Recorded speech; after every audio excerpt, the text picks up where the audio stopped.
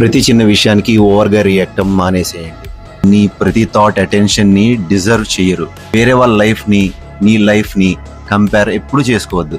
వాళ్ళ లైఫ్ లోని వాళ్ళకున్న హెడేక్స్ వాళ్ళకున్నాయి, వాళ్ళకున్న టైం వాళ్ళు నడుస్తుంది. ఫ్యూచర్ గురించి ముందే ఆలోచించి ఏం జరుగుద్దు అని ఆ స్ట్రెస్ తీసుకోవడం మానేసేయండి. ఆ స్ట్రెస్ లెవెల్ నిన్ను ఎప్పుడైనా కుంగదీస్తుంది. లాస్ట్ లో జరిగిపోయిన విషయాల్ని మళ్ళీ మళ్ళీ గుర్తు తెచ్చుకొని బాధపడకండి. అయ్యిందేదో అయిపోయింది, అది మళ్ళీ వెనక్కి తీసి మళ్ళీ మనం కరెక్ట్ చేయలేము.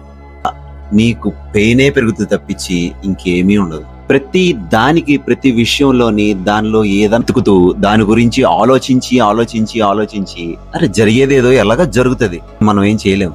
అందరినీ సంతోష పెట్టాలని చెప్పే నీ ఆలోచన ఉంటది చూసావా, కానీ వేరే వాళ్ళు నీకు వాల్యూ ఇవ్వనప్పుడు నువ్వు ఎంత సంతోష పెట్టినా దానికి పెద్ద వాల్యూ ఉండదు.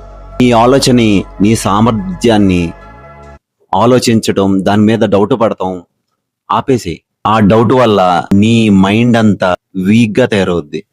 See you tomorrow.